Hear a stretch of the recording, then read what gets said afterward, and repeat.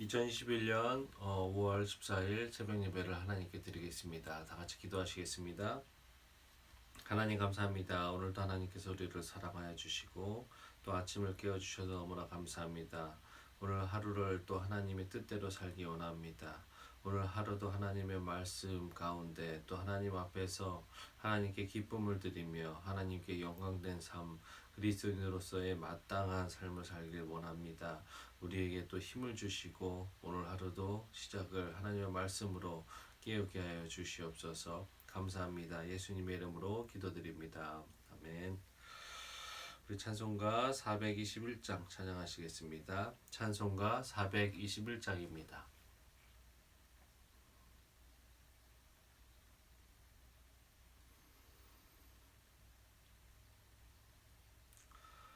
내가 예수 믿고서 죄사함 받아 나의 모든 것 다 변했네. 지금 내가 가는 길 천국 길이요 주의 피로 내 죄를 씻겼네. 나의 모든 것 변하고 그 피로 구속 받았네. 하나님은 나의 구원 되시오니 내게 정죄함 없겠네. 주님 밝은 빛 되사 어둠에 치고 나의 모든 것 다 변했네. 지금 내가 주 앞에 온전케 됨은 주의 공로를 의지함일세. 나의 모든 것 변하고 그 피로 구속받았네.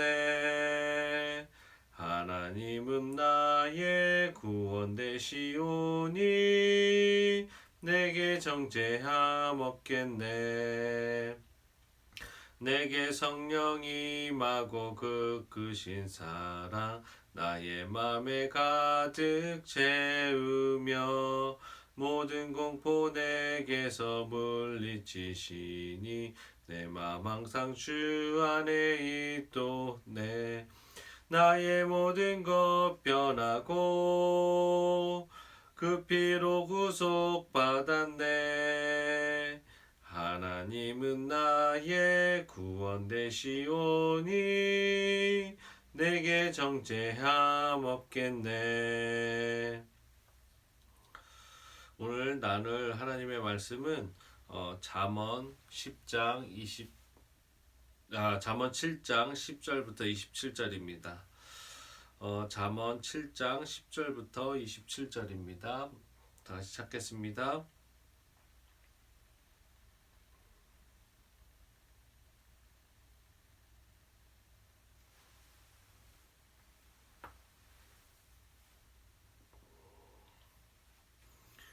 잠언 7장 10절부터 27절 우리 다 같이 한 목소리로 읽겠습니다.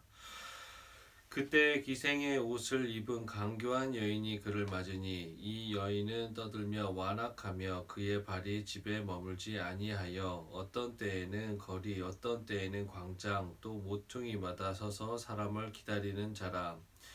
그 여인이 그를 붙잡아 그에게 입맞추며 부끄러움을 모르는 얼굴로 그에게 말하되 내가 화목제를 드려 서원한 것을 오늘 갚았노라. 이러므로 내가 너를 맞으려고 나와 내 얼굴을 찾다가 너를 만났도다. 내 침상에는 요와 애굽의 문이 있는 이불을 폈고 모략과 침향과 계피를 뿌렸노라. 오라 우리가 아침까지 흡족하게 서로 사랑하며 사랑함으로 희락하자. 남편은 집을 떠나 먼 길을 갔는데 은주머니를 가졌은즉 보름날에나 집에 돌아오리라 하여 여러 가지 고운 말로 유혹하며 입술에 호리는 말로 꿰물어 젊은이가 곧 그를 따랐으니 소가 도수장으로 가는 것 같고 미련한 자가 벌을 받으려고 쇠사슬에 매이러 가는 것과 같도다. 필경은 화살이 그 간을 뚫게 되리라. 새가 빨리 그물로 들어가되 그의 생명을 잃어버릴 줄을 알지 못함과 같으리라. 이제 아들들아 내 말을 듣고 내 입의 말에 주의하라. 내 마음이 음료의 길로 치우치지 말며 그 길에 미혹되지 말지어다. 대저 그가 많은 사람을 상하게 상하여 엎드려지게 하였나니 그에게 죽은 자가 허다하니라. 그의 집은 스올의 집이라 사망의 방으로 내려가느니라. 아멘. 오늘 이 본문을 가지고 그리스도인의 선한 양심이라는 제목으로 하나님 말씀 나누겠습니다. 오늘 본문은 솔로몬의 15세 중요하게 강조하는 내용 중에 13번째이자 지혜자의 경계해야 할 6가지 사례를 제시하는 8번째부터 13번째 강화 중 마지막 6번째 강화에 해당하는 본 단락은 음행을 금지하는 부분입니다. 이러한 본 강화는 남편이 있는 여인에 의한 성적 유혹의 문제를 다루고 있다는 점에서 어찌 보면 저희들이 다뤘던 6장 20절부터 35절에 간음이 가져다 주는 비극계과 그 초점을 맞춘 것에 나아가서 비슷하지만 오늘 강화는 이러한 경계를 받고도 그런 음행에 대한 경고를 받고도 주의하지 않은 어리석은 청년이 어떻게 이 음녀에게 넘어가는지 극적인 부분으로 어떻게 보면 조금 더 구체적인 설명을 하는 부분이라는 본 단락이라고 할 수 있습니다. 본론이 해당하는 것을 6절부터 좀 봐야 되는데 6절부터 23절은 음녀의 미혹된 어리석은 청년의 신뢰를 소개하는 부분으로서 목격담의 성격의 진입니다.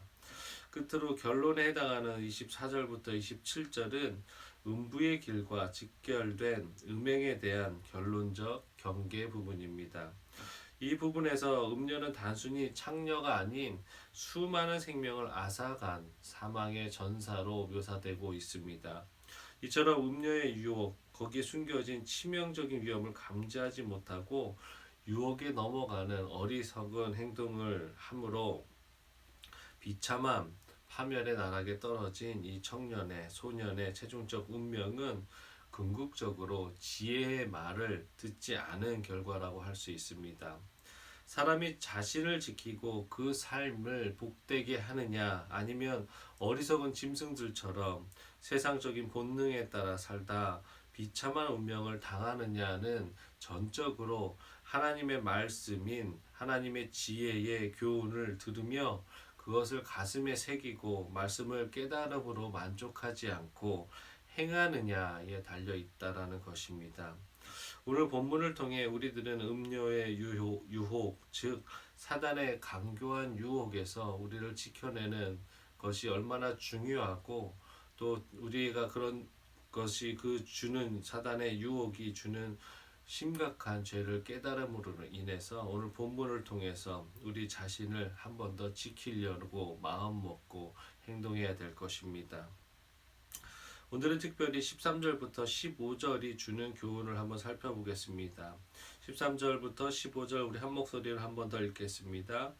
그 여인이 그를 붙잡고 그에게 입맞추며 부끄러움을 모르는 얼굴로 그에게 말하되 내가 화목제를 드려 서원한 것을 오늘 갚았노라. 이러므로 내가 너를 맞으려고 나와 내 얼굴을 찾다가 너를 만났도다. 이 구절을 보면은 음녀의 옷을 입은 여인은 달콤한 언변과 모순되고 거짓된 사실을 거론하면서 이 소년을 유혹하고 있습니다.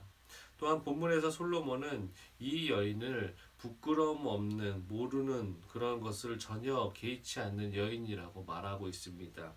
이 여인은 길거리에서 남의 이목을 의식하지 않고 처음 만나는 청년에게 입을 맞추었던 여자입니다. 뿐만 아니라 서슴지 않고 하나님의 이름, 하목제랑 거룩한 제사 의식을 들먹이면서 이를 자신의 정욕에 합리화시키기 위한 도구로 사용하고 있기 때문입니다. 화목제를 드린다라는 것은 하나님과 우리의 관계를 회복하고 또 더 나아가서 모든 잘못된 인간 관계를 다 정리하면서 어쩌면 화목제를 통해서 새로운 출발을 할 수 있다라는 그런 거룩한 제사였었던 것입니다. 그런데 이 여인은 현재 그 화목제를 통해서 자신의 신앙관이 깨끗해졌음을 밝힘으로써 교묘하게 신앙을 악용하고 있는 것입니다.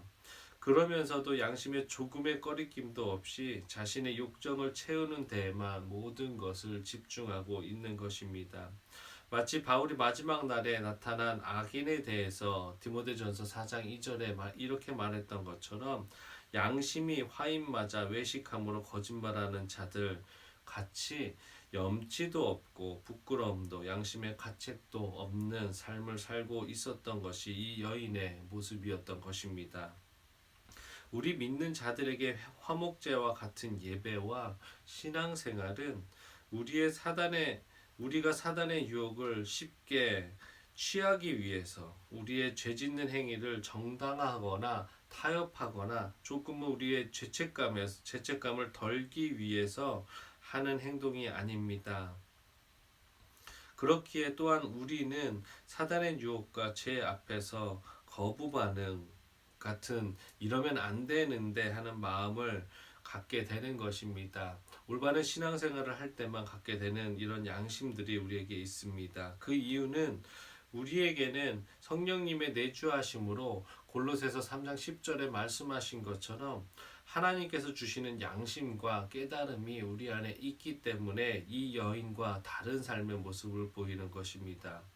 그러나 이 여인과 같은 죄인들은 하나님의 은혜에서 떠난 자들, 악을 끊임없이 자행하는 자들은 이러한 양심의 작용이 부패되고 마비되어서 기능을 발휘하지 못하고 있습니다. 뭐든지 처음 하는 것이 어렵습니다. 우리의 신앙생활 가운데서도 우리 스스로가 약속했던 것, 말씀 앞에서 다짐했던 것들을 어기는 것은 처음에는 굉장히 어렵습니다. 그러나 한 번이 두 번 되고 두 번이 세네 번 될수록 잘못된 방향으로 가고 있다라는 것을 알면서도 그것이 점점 무감각해짐을 느낄 수 있을 것입니다. 그리고는 나중에는 자기 타협을 하게 되며 어쩔 수 없다는 식으로 세상과 타협하며 살게 되는 것입니다. 다시 말해 죄에 대해서도 어느 정도 익숙해지면 그로 인해 느끼는 양심의 가책도 약해져서 우리에게 어떠한 작용도 할 수 없는 것입니다. 바로 오늘 이 신앙생활로 인해서 나태한 신앙생활로 인해서 겪게 되는 상태를 바로 이 여인을 비유해서 말하고 있는 것입니다. 그러나 반대로 매사에 신중하며 죄에 대하여 아주 작은 것조차 경계하고 그에 대한 양심의 소리, 성령의 소리를 듣는 사람은 하나님의 뜻과 음성에 매우 세밀하고 민감한 영적 상태를 유지할 수 있는 것입니다. 또한 하나님을 믿는 백성으로서 혹시라도 그분의 영광에 해가 되는 말이나 행동을 하지 않을까 조심하게 되며 사회적 통념에서도 아무런 문제가 되지 않는 행동이라 할지라도 한 번 더 하나님의 뜻을 살피고 스스로 자신을 금하고 구별하게 되는 것입니다. 즉 지극히 작은 하나님의 음성이나 징조에도 민감하게 반응하는 삶을 살게 되는 것입니다. 사랑하는 성도 여러분, 우리는 성도로서 이처럼 영적인 민감함을 가지고 그리스도인의 양심을 따라서 우리 스스로를 살피고 하나님의 뜻을 살피는 성도 되어야 할 것입니다. 하나님 앞에서 이 정도는 괜찮겠지 생각하고 작은 것이나 작은 죄로부터 우리를 소홀히 여기고 행동한다면 더 큰 것이나 더 심각한 죄에도 쉽게 여기게 될 수 있는 우리의 믿음과 인간의 본능이 그렇다는 것입니다. 더 나아가 하나님의 더 큰 뜻과 거룩한 하나님의 중대한 사역을 제대로 파악하지 못하고 소홀히 여길 수 있는 것입니다. 그런 자들을 하나님께서 신뢰할 수 없다라는 것을 명심하시기 바랍니다. 심한 경우 아까 말했던 것처럼 디모데전서 4장 2절에 양심이 화인 맞아 외식함으로 거짓말하는 자들과 같은 삶을 사는 비참한 결과를 초래할 수 있다는 것을 명심하시고 처음을 조심하시기 바라겠습니다. 처음을 굳건하게 우리의 처음의 그 신앙을 초심을 지키는 여러분 되셨으면 좋겠습니다.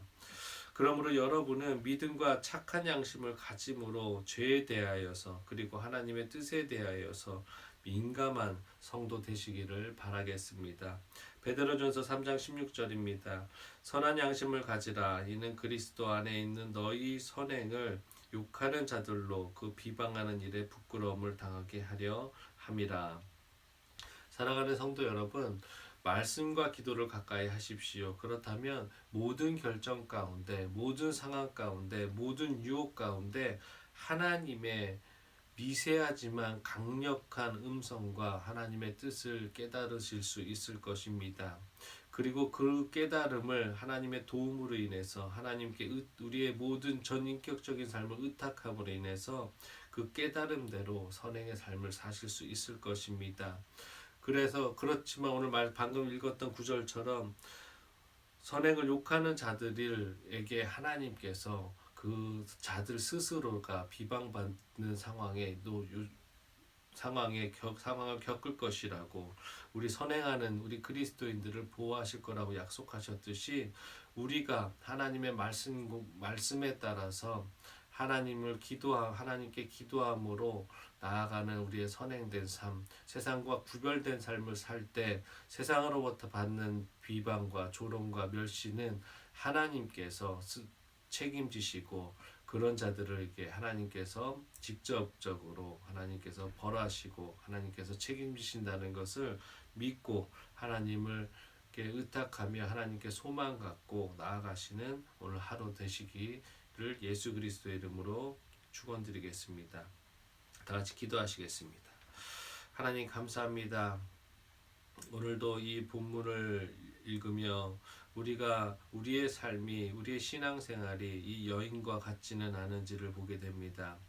우리도 신앙생활을, 우리의 믿음생활을 우리가 세상을 조금 더 잘 살기 위해서, 세상과 타협하기 위해서, 세상에서 저지를 수 있는 죄들에 대한 합리화를 하기 위해서 하나님, 우리가 이 여인과 같이 화목제 등 같은 우리의 신앙생활로 통해서 합리화하고 있고, 하나님 우리의 삶을 죄로 물들고 있지는 않은지를 점검할 수 있도록 도와주시옵소서. 죄는 큰 것이든 작은 것이든 하나님 앞에서 용납될 수 없음을 우리가 명심하게 해주시고, 하나님 세상과 타협하지 않으며 처음부터 조심할 수 있도록 도와주시옵소서. 우리가 말씀과 기도로 깨어있을 때 그런 세상과 음행과 하나님 사단의 유혹이 우리에게 올지라도 그것을 지킬 수 있으며 민감하게 반응할 수 있음을 우리가 고백합니다. 우리 곁에는 항상 말씀 있게 해주시고, 우리 입술에서는 항상 기도가 끊이지 않으며 우리 마음에는 성령님의 내주하심을 매 순간순간 느낄 수 있는 저희들 될 수 있도록 도와주시옵소서. 그래서 우리가 하나님의 말씀대로 삶으로 인해서 하나님의 뜻에, 하나님의 음성에 더 미세하게 반응하며, 또 하나님 죄에 대해서 더 견고하게, 더 반응하고 민감하게 죄와 더 멀어질 수 있는 저희들 될 수 있도록 도와주시옵소서. 하나님 오늘도 하나님의 뜻대로 사는 하루 되게 하시고 하나님 인도하여 주시옵소서. 감사합니다. 예수님의 이름으로 기도드립니다. 아멘.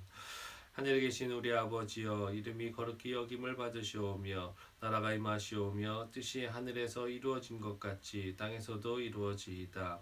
오늘 우리에게 일용할 양식을 주시옵고 우리가 우리에게 죄 지은 자를 사하여 준 것 같이 우리 죄를 사하여 주시옵고 우리를 시험에 들게 하지 마시옵고 다만 악에서 구하시옵소서. 나라와 권세와 영광이 아버지께 영원히 있사옵나이다. 아멘.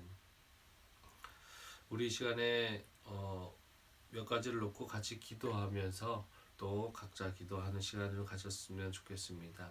첫 번째로 기도할 때 열방을 위해서 기도해 주셨으면 좋겠습니다. 인도가 특별히 전 세계가 코로나로 고생하고 있지만 인도가 코로나가 조금 더 심각해지고 있는 상황인 것 같습니다.